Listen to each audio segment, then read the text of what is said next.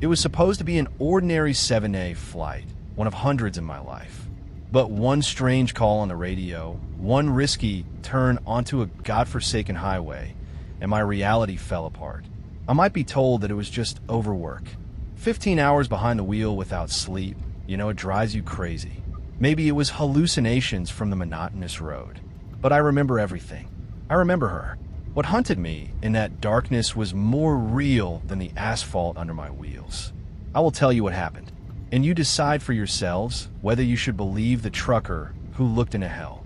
The air in the cab is thick with the ghosts of 1,000 miles.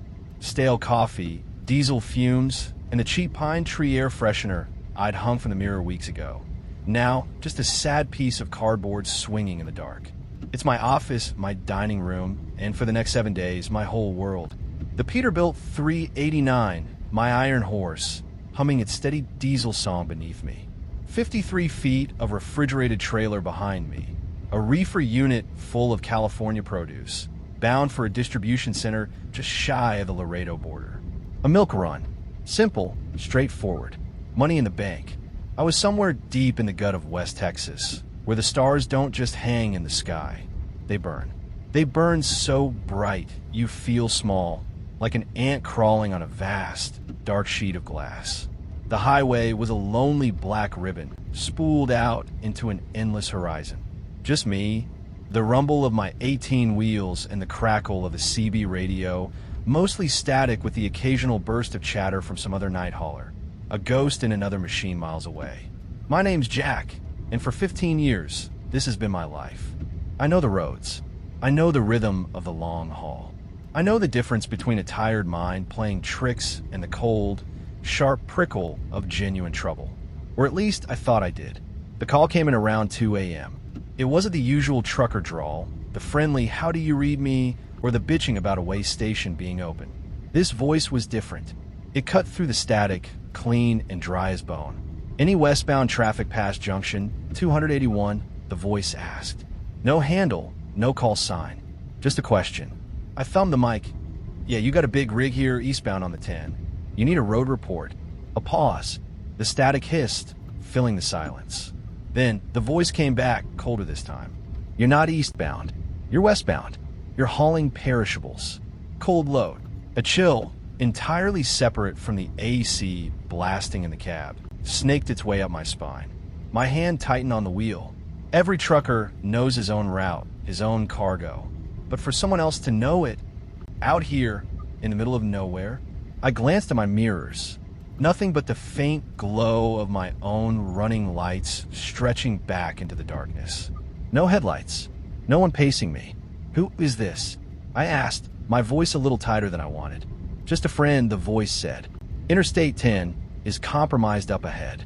An overturned tanker. You'll be sitting for 6, maybe 7 hours. Your load will spoil. My mind started racing. A 7-hour delay would be catastrophic. The reefer unit can only do so much in the Texas heat. I'd miss my delivery window, forfeit the payment, and be on the hook for a trailer full of rotten lettuce. A disaster. What's your source on that? I grunted into the mic. Doty hasn't said a word. The Department of Transportation doesn't see everything. The voice replied, smooth and certain. But there's an alternative. State Highway 44. It's an old road, but it's clear. It'll cut south and hook you back up with the interstate 80 miles down the line. You'll bypass the spill. You won't even lose an hour. State Highway 44. I knew the road. Sort of. It was an old blue highway, a relic from before the interstates carved up the country, mostly used by locals and ranchers. It wasn't on my planned route, and company policy was strict about sticking to the major arteries. But the thought of that delay, of losing the whole damn load. Why the charity? I asked, my eyes scanning the dark landscape. The voice on the other end chuckled, a sound like dry leaves skittering across pavement. Consider it a professional courtesy. We all have to make our deliveries on time. But you need to decide now. The turnoff is in 2 miles. 2 miles. That's nothing at 70 miles an hour. My heart was pounding. Every instinct, every year of experience, screamed at me to stay on the main road, to trust the dispatch, the system. But the voice was so damn sure, and the specificity of it, my direction, my cargo. He was watching me, or he had a source. Either way, the information felt real. A 7-hour delay was a realer threat than a strange voice on the radio. Against my better judgment, against the cold knot of dread tightening in my stomach, I saw the sign for Highway 44 glowing in my high beams. A faded, peeling sign pointing off into absolute, unyielding blackness. I flipped on my turn signal. The rhythmic clicking filled the cab, counting down the seconds to the worst decision of my life. I geared down, the engine groaning in protest as I took the ramp, leaving the wide, familiar safety of the interstate behind. The Peterbilt's tires hit the cracked asphalt of the state highway, and the world seemed to get quieter, darker. I keyed the mic one last time. "All right, I'm on 44. Thanks for the tip, friend." Only static answered. The voice was gone. It was just me in the darkness now, swallowed whole by the Texas night. That was the choice that sealed my fate. The choice that turned a 48-hour run into an eternity in hell. Subscribe if you want to find out what was waiting for me down that road. The asphalt on Highway 44 was garbage. Cracked, buckled, and narrow, with a shoulder that fell away into a gravelly ditch. My whole rig shuddered and groaned, the chassis flexing with every frost heave and pothole. The familiar, steady hum of the interstate was gone, replaced by the jarring rattle of my own gear and the constant hiss of the air ride suspension working overtime. 10 minutes in, and I already regretted it. The darkness out here was different. It wasn't just the absence of light. It was thick, heavy. It pressed in on the cab, making my world shrink to the twin beams of my headlights, cutting a swath through the gloom. I kept telling myself it was the right call. The voice on the CB, as weird as it was, had been specific. A tanker spill. Plausible. It happens all the time. He was probably some local driver who heard on a scanner, just passing along a friendly warning. A bit of trucker camaraderie. That's all. I repeated it to myself like a mantra, trying to drown out the little alarm bell that was ringing louder and louder in the back of my mind. The false explanation, I guess you'd call it. The lie you tell yourself when the truth is too damn scary to look at. I was a professional. I was in control. This was just a detour. An hour bled into 2. The road stretched on a monotonous, winding track through mesquite scrub and low, rolling hills. I saw no other headlights, not coming toward me, not in my mirrors. I hadn't passed a single house, a single ranch gate. It was like I'd driven off the map and into some forgotten corner of the world. The reefer unit on the trailer kicked on, its diesel engine a sudden, loud thrum that made me jump.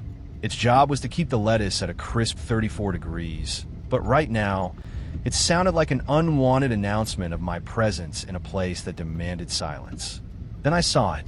Up ahead, in the periphery of my headlights, a flicker of movement. A coyote, maybe? A deer? I slowed the rig, my eyes straining. It was a person standing on the edge of the road, just beyond the white line. A woman. She was wearing a simple, pale dress that seemed to flutter in a breeze I couldn't feel inside the cab. Her back was to me.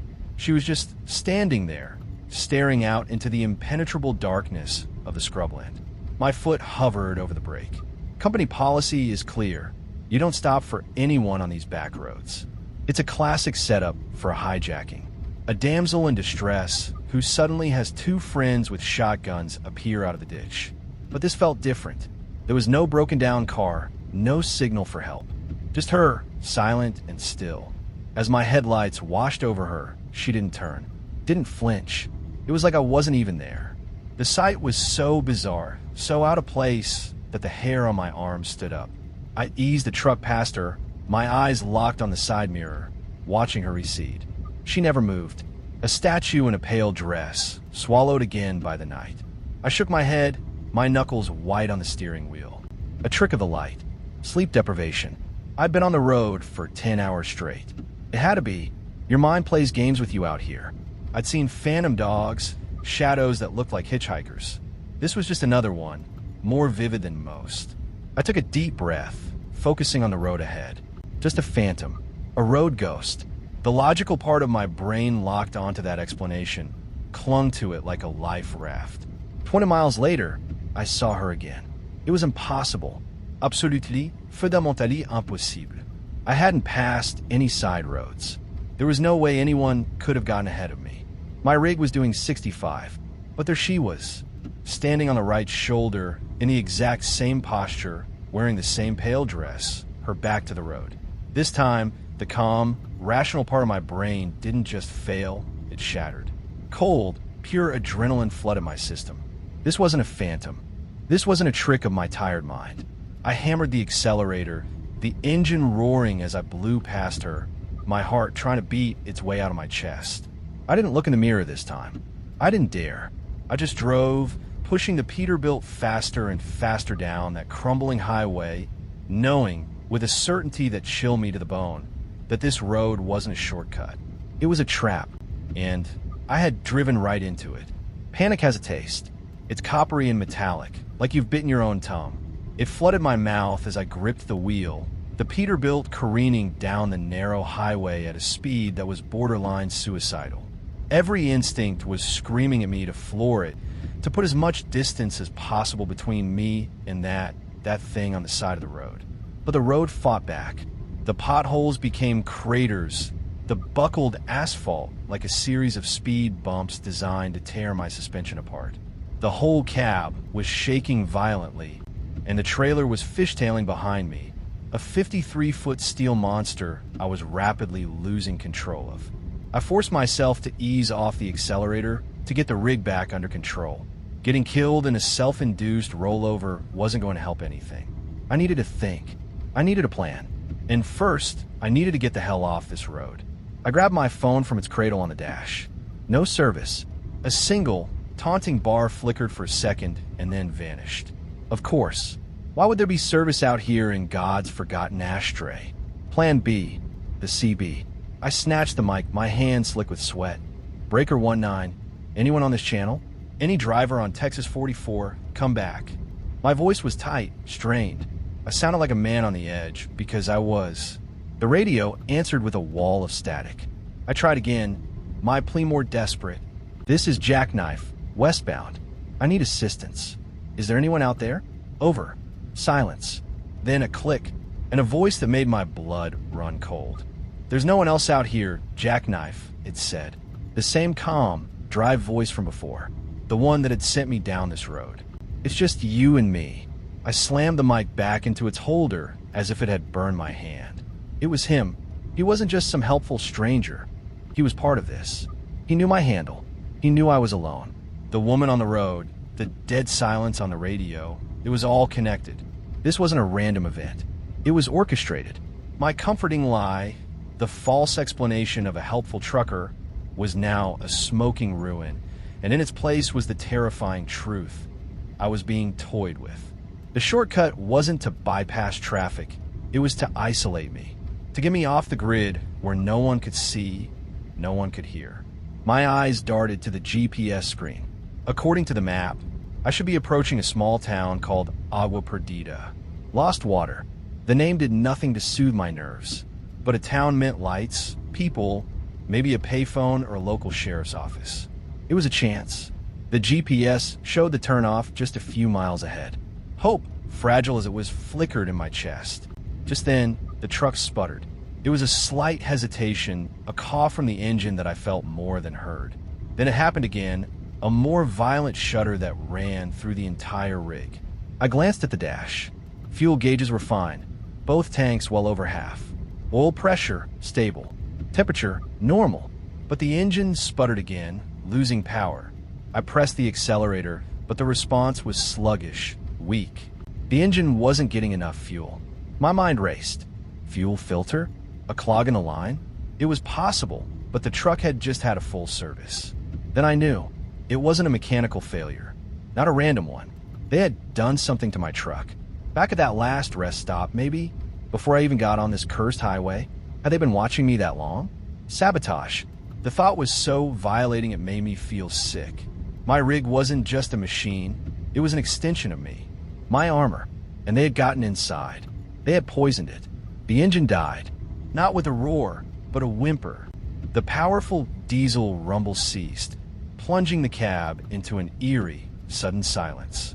All I could hear was the whir of the reefer unit, the buzz of the dashboard lights, and the frantic pounding of my own heart.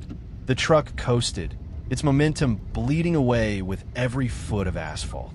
I wrestled with the wheel. Without the engine, the power steering was gone, and turning the massive rig was like trying to arm wrestle a giant.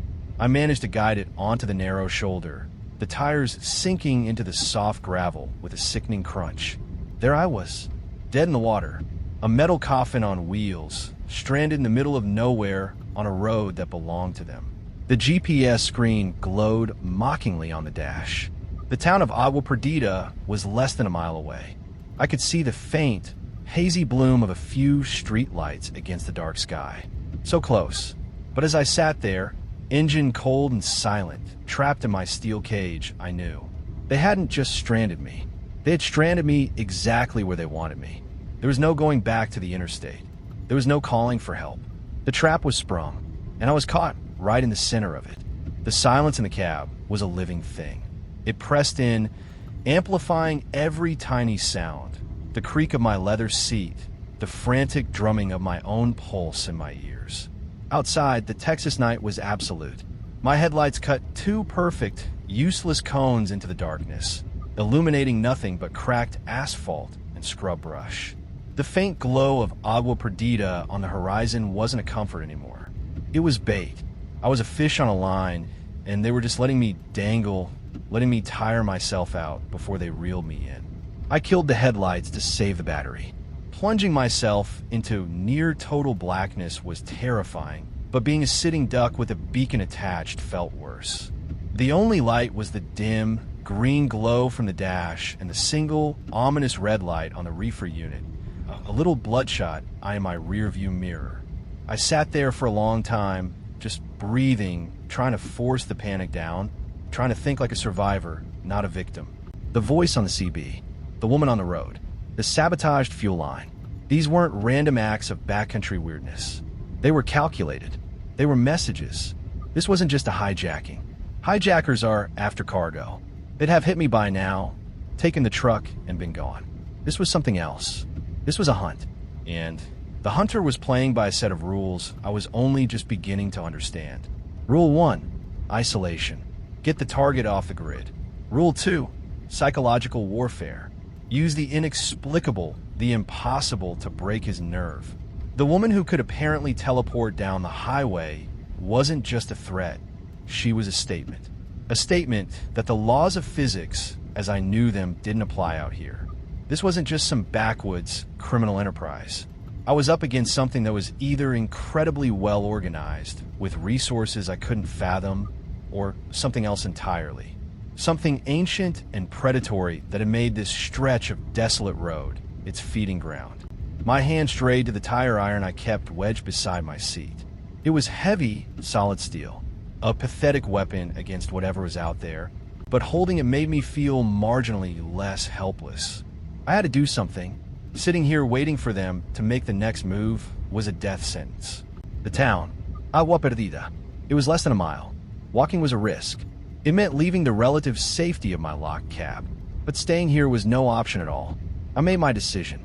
I grabbed a small mag light from the glove compartment, took a long swallow from a bottle of water, and stuffed the tire iron into the back of my jeans. Every move felt momentous, final. I took one last look around the familiar confines of my cab, the place I'd called home for half my adult life. It felt like saying goodbye. Then I pushed the door open. The air that hit me was hot and strangely silent. No crickets, no wind. Just a dead, watchful stillness. The reefer unit had cycled off, and the silence was now total. It felt like the whole world was holding its breath. I eased the heavy door shut, the click echoing unnaturally loud in the quiet. I stood by the massive front wheel of my dead truck, feeling small and exposed under the vast, star-dusted sky. The faint lights of the town seemed 100 miles away. I started walking, sticking to the gravel shoulder, my boots crunching with each step. The sound was deafening. I felt like I was wearing church bells for shoes. I kept my head on a swivel, my mag light beam darting from the road to the ditch, to the impenetrable wall of brush on either side. Every shadow seemed to coalesce into a crouching figure. Every rustle of unseen leaves was the sound of footsteps pacing me in the dark. And then I saw the sign. It was old, wooden, hand-painted. The letters were faded, peeling. Agua perdida. POP? The population number had been scratched out, gouged from the wood with what looked like claws. Beneath the town's name, someone had carved something else. A symbol. It was a simple, stark design. A circle with a vertical line running through it, intersected by a single, horizontal line, like a cross inside a ring. I'd never seen it before, but looking at it filled me with a primal, inexplicable dread. It felt ancient, vicious. It was a mark of ownership. This place, this road, it belonged to that symbol. I was trespassing in a kingdom I never knew existed. And as I stared at that profane mark, I realized with a gut-wrenching certainty that the rules of this hunt were older than the highway, older than Texas itself. I wasn't just fighting for my cargo or my truck. I was fighting something that considered me its property. The walk into Agua Perdida was the longest mile of my life. Every step was a battle against the urge to turn and run back to the dead sanctuary of my truck. But what was the point? They knew where it was. They had put it there. Moving forward was the only option, no matter how terrifying. The single main street of the town came into view, bathed in the sickly yellow-orange glow of old sodium vapor streetlights. It looked like a postcard from 1965 that had been left out in the sun to fade. A dozen or so single-story buildings lined the street. A boarded-up general store, a gas station with rusted pumps, a small cafe with the word EATS buzzing in flickering neon. There was one building that showed signs of life, a small sheriff's office. A single, bare bulb burned over the door, and through the window, I could see the silhouette of a man sitting at a desk. A gulp. Relief washed over me, so intensely my knees felt weak. A cop meant law. It meant rules. It meant a radio that worked and a shotgun under the desk. It meant salvation. I broke into a limping jog, my boots slapping against the broken pavement, the tire iron in my waistband digging into my back. This was it. This was where the nightmare ended. I burst through the door without knocking. It swung open with a squeal of rusty hinges and the jingle of a tiny bell. The air inside was cool and smelled of stale cigarette smoke and pine sol. The man at the desk looked up, not with alarm, but with a kind of weary patience. He was older, maybe late 50s, with a weathered face, a drooping mustache, and a faded khaki uniform. A name tag on his chest read Sheriff Brody. "Help you, son?" he asked, his voice a low, gravelly drawl. My own words came tumbling out in a frantic, breathless rush. My truck, it broke down about a mile back, east on 44. Somebody sabotaged it. I got a call on my CB, a voice, and there was a woman on the road. She was in two places at once. They sent me down here. They trapped me. I knew I sounded crazy. I could hear in my own voice, but I couldn't stop. I pointed back out the door. "You got to help me. There's something out there." Sheriff Brody listened without expression, his eyes never leaving mine. He let the silence hang in the air for a moment after I'd finished, just looking at me. I expected questions, disbelief, maybe a call to a neighboring county. Instead, he just nodded slowly. "Easy there, son. You're all worked up," he said, his voice calm, almost paternal. "Truckers get road weary. See things. Happens all the time out here. Long hours, lonely stretches. Mind plays tricks. No, this was real." I insisted, stepping closer to his desk. My fuel line was cut. "That's not my mind playing tricks. That's a fact." He sighed, leaning back in his chair, which groaned in protest. All right. Let's say you're right. Let's say there are some folks out there with a bad sense of humor. We'll get it sorted. What's your rig? A Pete? Kenworth. A Peterbilt 389. Red. I said, hope surging again. He believed me, or at least he was pretending to. "It's hauling a reefer, California produce." "Right," he said, picking up a pen and an old-fashioned notepad. He didn't reach for a radio. He didn't pick up the phone. He just scribbled a few notes. "And where you headed?" "Laredo Distribution Center." He stopped writing. He looked up at me, and for the first time, his calm expression shifted. A flicker of something cold and calculating passed through his eyes. It was gone in an instant, replaced by that same weary smile, but I saw it. "Laredo, huh? Long way to go," he said, setting the pen down. Look, I can't leave the town unmanned, and my patrol car's getting a new transmission over in Del Rio. Tell you what, there's a fella here in town, name of Elias. He runs the old garage. He's a wizard with diesel engines. Let me give him a call. He can run you out there in his tow truck, take a look at your fuel line, get you patched up and back on your way. It felt anticlimactic. A local mechanic. I've been expecting state troopers and a full-blown investigation, but maybe this was how things worked in a place this small. It was a plan. It was help. I had no other choice but to trust him. Okay. I nodded, my whole body slumping with a strange mix of relief and lingering suspicion. Yeah, okay. A mechanic would be great. Good man, Brody said, reaching for the old black rotary phone on his desk. He started dialing, his thick finger pulling the wheel around with a series of loud clicks. He was watching me as he did it. Just sit tight. Elias will get you sorted. I watched him speak into the phone, his voice too low for me to make out the words. An unreliable ally.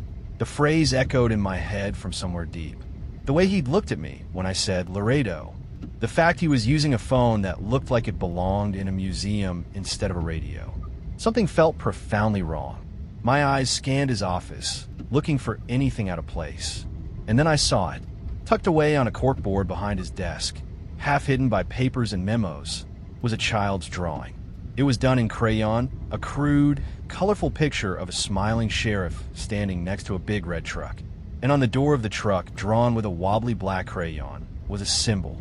A circle with a cross inside it. The same symbol that was carved into the town sign. My blood turned to ice. He wasn't an ally. He was one of them. He wasn't calling a mechanic. He was calling the hunter to tell him the prey had walked right into the den. My heart hammered against my ribs like a trap bird. The air in the small office suddenly felt thin, suffocating. He was one of them. The folksy, tired sheriff routine was a mask, a piece of theater for my benefit. The drawing on the corkboard wasn't a child's innocent doodle. It was a flag, a declaration of allegiance. He was part of the very thing I had run here to escape. The whole town was the trap, and its gatekeeper wore a badge. Sheriff Brody hung up the phone with a solid, final-sounding clunk. He gave me a thin-lipped smile that didn't reach his cold, watchful eyes. All right then, Elias is on his way. Should be here in 10, 15 minutes. Just got to finish up some paperwork here. He picked up his pen and started scratching away at a form on his desk, a picture of bureaucratic normalcy that was utterly terrifying. He was ignoring me now, treating me like the situation was handled, like I was just a piece of inventory waiting to be picked up. I had to get out. Now, every second I spent in this room.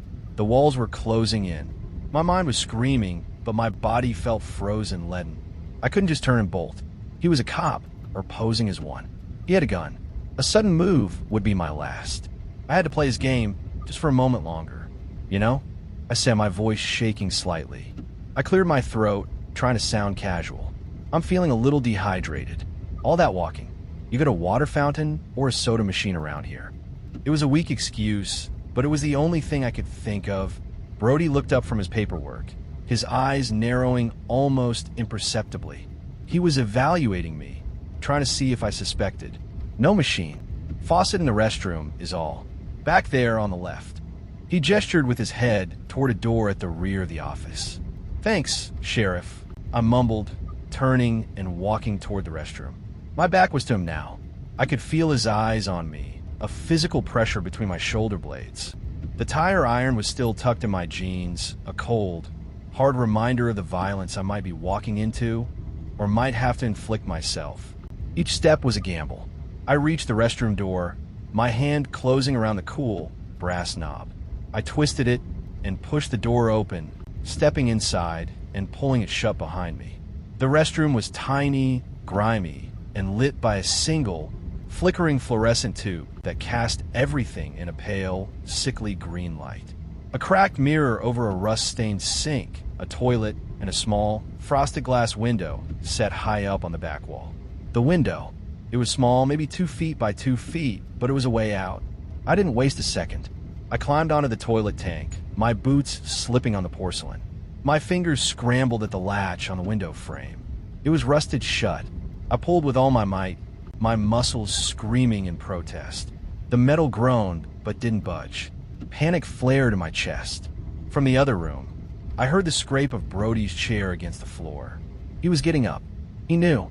With a surge of pure, desperate adrenaline, I pulled the tire iron from my waistband.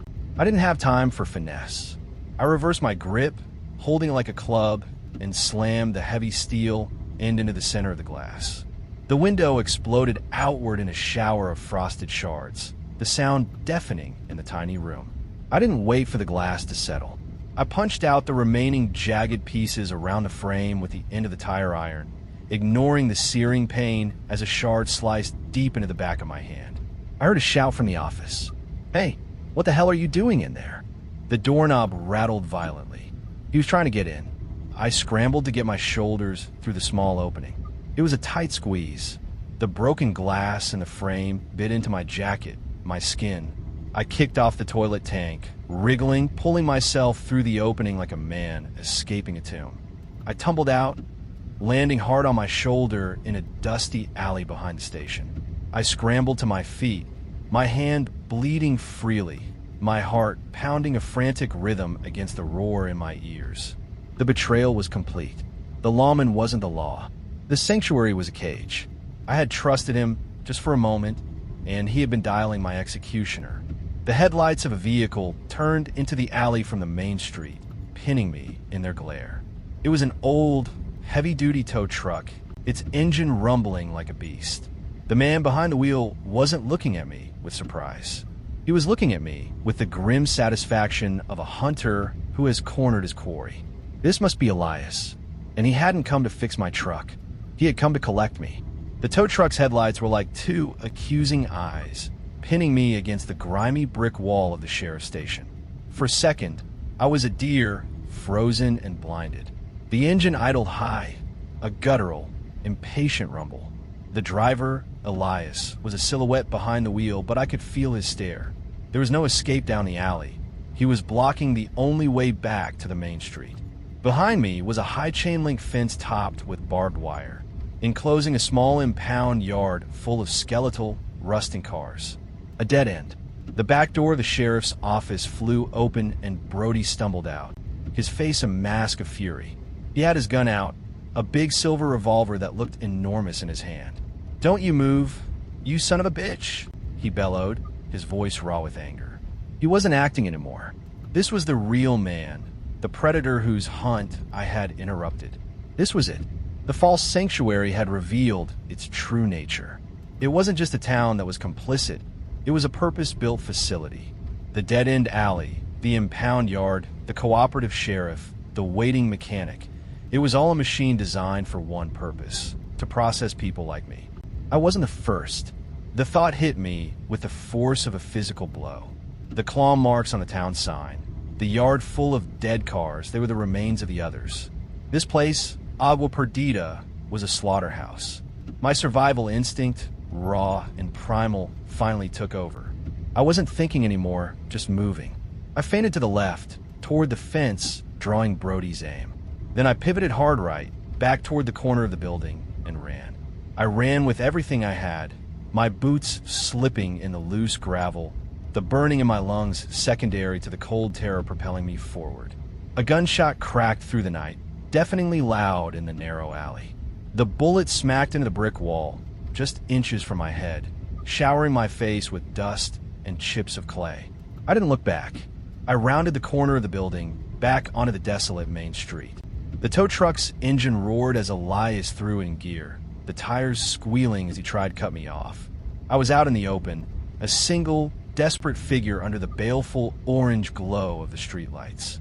The town was silent, but I could feel eyes on me from the darkened windows of the cafe, the gas station, the general store. The whole town was watching. The whole town was part of it. I was a gladiator in their silent, sick arena. My only hope was the darkness beyond the town's edge. The same terrifying, empty scrubland I had just walked out of. It was my only chance. I sprinted across the street, my lungs on fire, the coppery taste of panic thick in my throat. I could hear Brody shouting behind me, his heavy footsteps pounding the pavement. The tow truck was bearing down on me, its big chrome grill grinning like a set of steel teeth. I dove, throwing myself over a low, crumbling wall and into a yard overgrown with weeds and thorny bushes. I landed hard, the impact knocking the wind out of me. The tow truck skidded to a halt on the street, its headlights sweeping across the yard, hunting for me. I crawled on my hands and knees through the sharp, scratching brush, staying low, trying to make it to the back of the property. I reached another fence, this one wooden and half-rotten. I smashed through it with my shoulder, the old planks splintering around me. And then I was out. I was back in the abyss, the vast, open darkness of the desert. I was running blind through mesquite and creosote, thorns tearing at my clothes and my skin. Behind me, I could hear them. Brody was shouting orders. Doors were slamming. The tow truck's engine revved, and I heard another vehicle start up, a smaller, quicker engine. They were organizing. They were coming for me. I hadn't found a sanctuary. I'd found the center of the web. I'd rung the dinner bell and announced my arrival. And now, the spiders were coming. I was no longer just a target on a lonely road.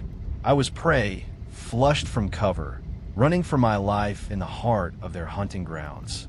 The desert night offered no comfort. It was a chaotic maze of sharp-edged plants, uneven ground, and pockets of darkness so complete it felt like being smothered. I ran without direction, fueled by pure adrenaline, stumbling over rocks and pushing through thorny bushes that ripped at my clothes and skin. My hand, sliced open by the window glass, throbbed with every frantic heartbeat, leaving a smear of dark blood on every branch I grabbed for balance. Behind me, the sounds of the hunt grew more organized. The heavy rumble of Elias's tow truck was joined by the higher-pitched whine of what sounded like an ATV or a dirt bike. Beams of light sliced through the darkness, sweeping back and forth across the landscape, seeking me out. I was exhausted, not just tired, but a deep, soul-crushing exhaustion that went straight to the bone. I'd been awake for nearly 20 hours, 15 of them behind the wheel. My body screamed for rest, for water, for an end to the terror. My mind was a mess, a jumble of fear, paranoia, and desperate calculation. Every shadow was Brody. Every snap of a twig was Elias closing in. I kept seeing her face, the woman in the pale dress. Was she out here too?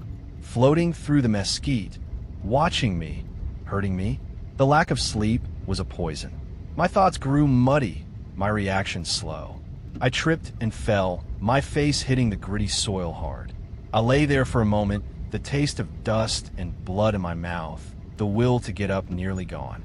The sweeping beams of their flashlights were getting closer, cutting through the brush less than 100 yards away. I could hear their voices now, calling to each other, calm and professional, like men rounding up stray cattle. This was how they did it. They ran their victims to ground. They used the terrain, the darkness, and sheer exhaustion to break you, mentally and physically. You get so tired, so dehydrated, so terrified, that you'd eventually just give up. You'd make a mistake. A stupid, fatal mistake. My mistake was thinking I saw shelter. Through the tangle of branches, I saw a shape darker than the surrounding night. A structure. It looked like an old, abandoned homestead, a small cabin or a shack. A place to hide, a place to catch my breath, to think. It was a stupid idea. They would know about it. They would check it. But my exhausted brain latched onto it as the only hope. I was desperate for four walls, for a barrier between me and the vast, menacing emptiness of the desert. I crawled the last 50 yards, my body screaming in protest. The shack was derelict, its roof half collapsed, its windows just dark, empty squares. The door hung crookedly on one hinge. I slipped inside, pulling the broken door as shut as it would go. The air inside was thick with the smell of decay, dust, and old rot. But it was cover. For a moment, I felt a flicker of relief. I slumped against a wall, my legs giving out, and slid to the dirt floor. I was hidden. I was safe, for a minute at least. My eyes slowly adjusted to the gloom. Moonlight filtered in through the holes in the roof, casting ghostly patterns on the floor. The shack was a single room, empty except for a pile of rags in one corner and an old, rusted wood-burning stove. As my vision cleared, I saw the marks on the walls. Scratches, hundreds of them, tally marks, etched into the dry wood, grouped in sets of 7. Weeks, maybe months of someone counting the days. And then I saw the other markings. Words frantically gouged into the planks next to the tally marks. My blood ran cold as I crawled closer, my mag light beam shaking in my hand. Don't drink the water. They hear you think. The woman is the keeper. The saint has no eyes. And then, the last one, carved deeper than all the others in big, desperate letters near the floor, as if the writer had been lying right where I was now. It's not a truck. It's a hearse. The full, horrific reality of my situation crashed down on me. This wasn't a sanctuary. This was a holding cell. This was the place where they brought their prizes or where their victims fled, only to realize there was no escape. The person who wrote this was their tomb. I wasn't the first to find this false hope. I had followed the exact same path as someone before me. Someone who had died right here, in this room. The exhaustion, the desperation, the desperate gamble on a derelict shack in the middle of nowhere. It was all part of the pattern. I hadn't made a single choice of my own since I turned off the interstate. I was just the next rat in a maze that had been run 100 times before. The hunt wasn't about catching me in the open. It was about driving me here, to this place.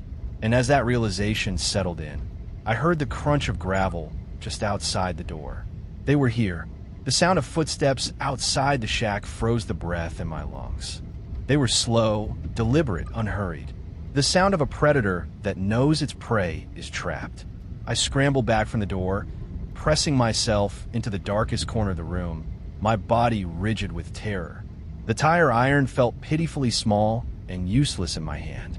The words carved into the wall burned in my mind. They hear you think. It was insane, impossible, but in the grip of such profound fear, my own thoughts felt like shouts in the silence. The broken door creaked open, pushed by a single, steady hand. A figure stood silhouetted against the moonlit desert. It wasn't the hulking shape of Elias or the stocky form of Sheriff Brody. It was smaller, slighter. A woman. She was wearing a simple, pale dress, the same one I'd seen on the side of the road. Her face was in shadow, but I didn't need to see it. I knew who it was. The keeper. She took a step inside, her bare feet making no sound on the dirt floor. She didn't look at me. Her head was tilted, as if listening to something I couldn't hear. The silence stretched, thick and unbearable.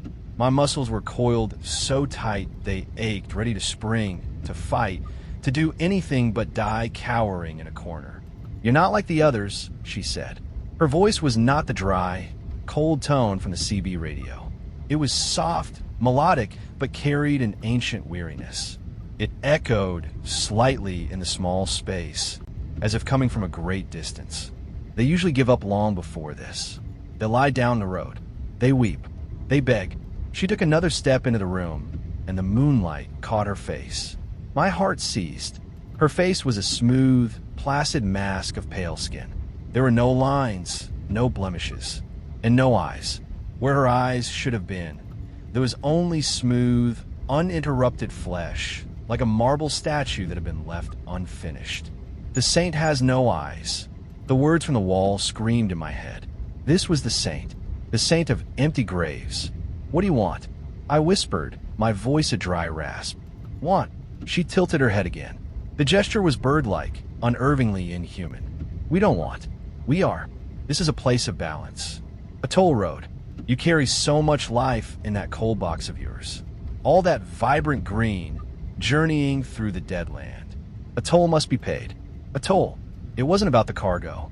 It wasn't a hijacking. It was some kind of sacrifice. My load of produce, a symbol of life, crossing their dead territory. And the price was me. The others before you, they understood the transaction," she continued, her voice serene, terrifyingly reasonable. "A life for a life. Theirs for the one they carried. It is the old rule, the only rule of this road." My mind, already fractured by exhaustion and fear, finally shattered. This was not a cult. This was not a criminal enterprise. This was something that had crawled out of the dirt of this land, something that operated on a logic so alien and ancient that it defied sanity. Brody, Elias, they weren't just men. They were acolytes, servants to this thing. The woman, the saint, took another step. She was only a few feet away now. I could smell the dust on her dress, the scent of dry earth, and something else, something sterile, like a hospital room. "Your truck is not a truck," she whispered, and the words seemed to enter my skull without passing through my ears. "It's a hearse. You are the driver. You bring the offering, but the hearse must not leave full. It must be emptied, one way or another." This was it, the bottom, the absolute lowest point of the abyss. I was cornered in a dusty tomb, facing an eyeless deity, my truck a sacrificial altar, my life the intended payment. All my strength was gone. The adrenaline had burned away, leaving behind a hollow, trembling emptiness. I looked from her smooth, terrifying face to the heavy tire iron in my hand. What was a piece of steel against a god? It was over. The hunt was done. She had me. She raised a hand, her long, pale fingers reaching for me. And in that moment, I knew with a bone-deep, soul-crushing certainty that I was going to die right here, on the floor of this forgotten shack, just another tally mark carved into the wall. Defeat settled over me like a shroud. It was a cold, heavy acceptance. My body was spent, my mind broken. I stared at the saint's outstretched hand, at the smooth, eyeless mask of her face, and saw the end of the road. There was no fight left in me. I was just another piece of cargo to be unloaded. My grip on the tire iron loosened. It felt pointless, a child's toy. The story was over. And then, something flickered. Not a hope, not a plan. Just a memory, surfacing from the muddy depths of my exhaustion. It was a fragment of the voice on the CB. The cold, dry voice that had started this whole nightmare. The voice of her herald, maybe even her own projected voice. What had it said? An overturned tanker. You'll be sitting for 6, maybe 7 hours. Your load will spoil. Your load will spoil. Why that detail? Why would a supernatural entity, a goddess of the toll road, care about the specific spoilage time of a truckload of lettuce? They could stop my truck with a thought, kill an engine, manifest a phantom. Why the elaborate, logical lie about a tanker spill and a spoiled load? The other carvings on the wall. A life for a life. Theirs for the one they carried. It was a transaction, an exchange. But what if the rules of that transaction were more literal than I thought? What if the life they demanded as a toll wasn't me, but the life in the trailer? What if my life was just the vessel, the delivery mechanism? The lie about the spoilage wasn't just a way to trick me on a Highway 44. It was a clue. It was the one thing that didn't fit the supernatural narrative. It was a weakness. They didn't want a life in my trailer to spoil. They wanted it fresh. They needed it that way for their ritual, their balance, their whatever the hell it was. And the reefer unit, my beautiful, noisy, diesel-guzzling reefer unit, was the only thing keeping that life fresh. The flicker in the dark became a spark. It wasn't a plan, not yet. It was just a target, a fulcrum, a single point of leverage in an impossible situation. The terror that had paralyzed me began to recede, replaced by something else. Something cold and sharp. A desperate, feral resolve. I was still going to die, most likely, but now I knew what I could take with me. The saint's hand was almost upon me. Her touch, I knew, would be the end. "The toll is due," she whispered, her voice resonating in my bones. With a guttural roar that came from the deepest, most primal part of my soul, I moved. I didn't swing the tire iron at her. That would be useless. Instead, I shoved myself sideways, rolling across the dirt floor, away from her touch. I scrambled to my feet, my body protesting with a symphony of pain, and burst out of the shack's doorway, back into the moonlit desert. I didn't run away from the town. I ran towards it, towards the road, toward my truck. The offering rejects the altar. The saint's voice boomed behind me, no longer soft, but filled with a terrible, shrieking rage. It wasn't just in the air, it was in my head, a psychic scream of fury. "He will spoil the offering. Stop him." I heard shouts from the darkness. Brody and Elias. They had been waiting, flanking the shack. They were caught off guard, expecting a broken, compliant victim to be let out, not a wild man charging back toward the center of their web. I ran with a purpose I hadn't felt since this began. My exhaustion was gone, burned away by this new, singular focus. The reefer. I had to get to the reefer. It wasn't about escape anymore. It was about defiance. It was about smashing their sacred altar. I burst out of the scrubland and onto the main road, my dead truck a massive, dark silhouette a few hundred yards away. I could see it. I could get to it. The lights of the tow truck and the ATV swerved, trying to intercept me. They were fast, but I had a straight line. I just had to get there. My truck wasn't a tomb anymore. It was a bomb.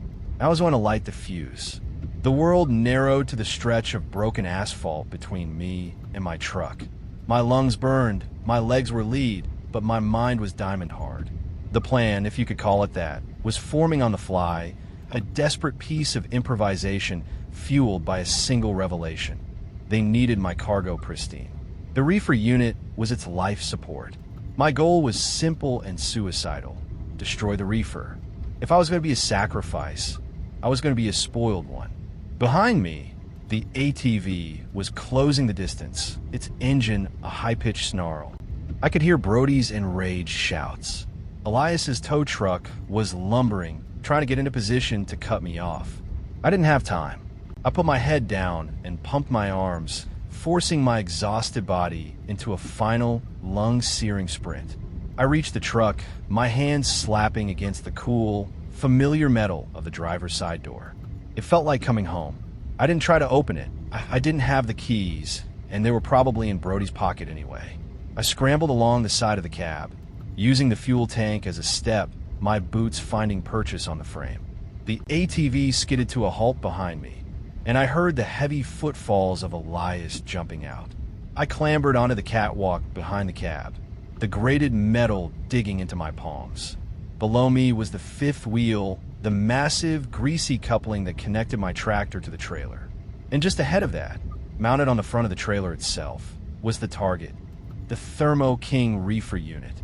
It was a self-contained diesel engine and cooling system, a complex piece of machinery humming with latent power, its digital display glowing a placid 34 degrees. Elias was rounding the front of the truck, a huge pipe wrench in his hand. Brody was right behind him, revolver raised. "It's over, Jack," Brody yelled. "Don't make this harder than it has to be." Harder for who? For them? The cold resolve in my gut solidified into ice. I pulled a tire iron from my waistband. They thought I was trying to get away. They didn't understand.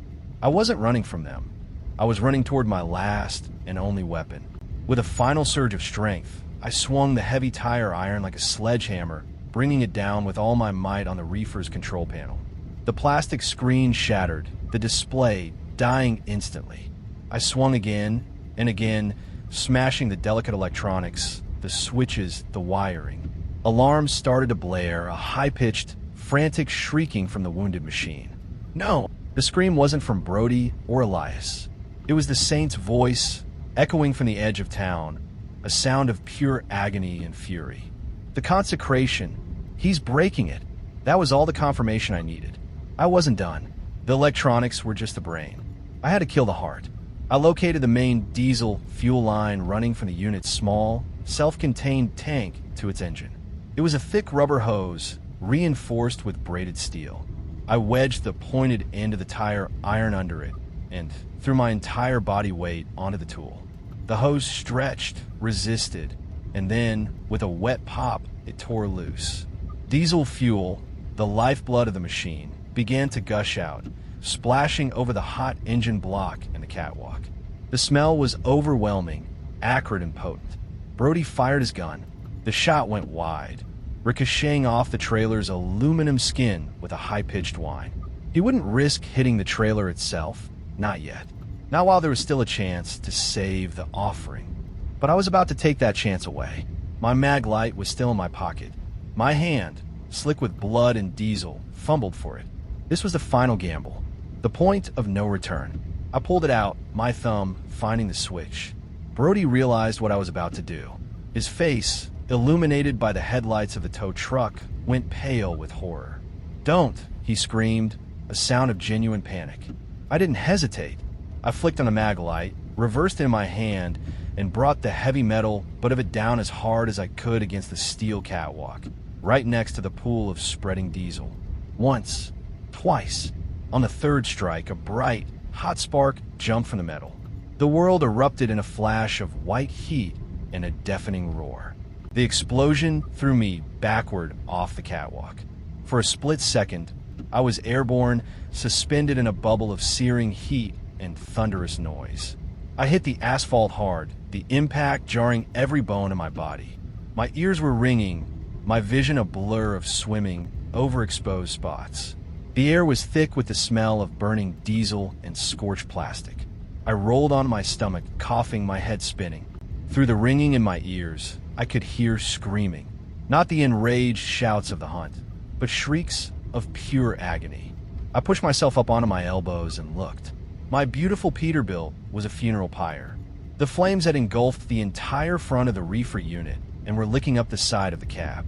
Black, oily smoke billowed into the night sky, a pillar of defiance against the cold, indifferent stars. The sacred offering was being consumed. The contract was being incinerated. Brody was on the ground, his clothes smoldering, batting at the flames on his arms. The initial blast had caught him full on. Elias had been luckier, shielded by the front of the rig, but he was stumbling back, his face a mask of disbelief and horror. The hunters were broken, their trap destroyed by their own prey. But it was the third figure that held my gaze. The saint. She stood at the edge of the road, no longer serene, no longer a goddess. The firelight flickered across her eyeless face, and for the first time, it looked like it was contorted in pain.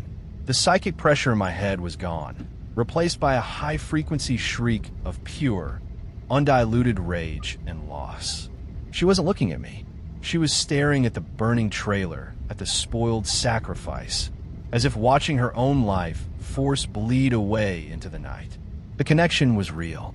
Her power, her very existence, was tied to the sanctity of the toll, and I had just desecrated her altar in the most violent way imaginable.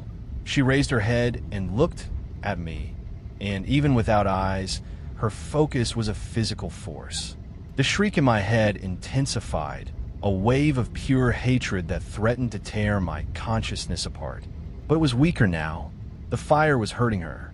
The broken ritual was draining her. This was my chance, the only one I would ever get. I scrambled to my feet, my body a geography of pain. Every instinct told me to run, to disappear back into the desert. But my eyes fell on the tow truck. Its engine was still idling, its doors still open. It was ugly, it was old, but was my only way out. I lurched forward, half stumbling, half running, toward the tow truck. Elias saw me coming and let out a roar, charging to intercept me. He was big, but the explosion had rattled him. I ducked under his wild swing, the huge pipe wrench whistling past my ear, and drove my shoulder hard into his stomach. The air went out of him in a grunt, and he staggered back, giving me the opening I needed.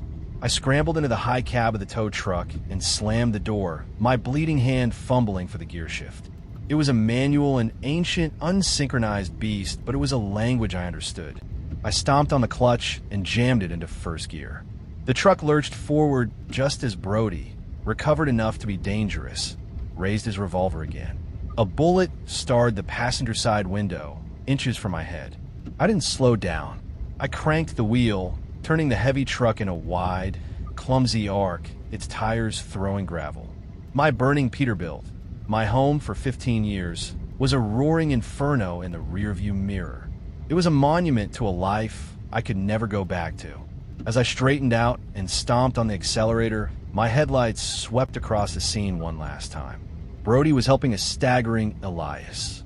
And the saint, she was gone, vanished back into the darkness that had birthed her. The road ahead was empty. The hunt was over. I drove all night, pushing that groaning, rattling tow truck east back the way I came. I didn't stop until the sun rose, painting the bruised sky in shades of orange and pink. I finally pulled over when I hit the blessed, beautiful 4-lane asphalt of Interstate 10. I got out and just stood there, a ragged, bleeding, soot-stained man, watching normal cars and normal trucks driven by normal people speed by, living in a world they thought was safe. They had no idea what lived in the empty spaces on their maps. I abandoned the tow truck on the shoulder and walked until a state trooper found me. I told him a story about a hijacking, a crash, a fire. I left out the impossible parts. They found what was left of my rig, a charred metal skeleton. They never found Brody or Elias. The town of Agua Perdida, they told me, didn't exist.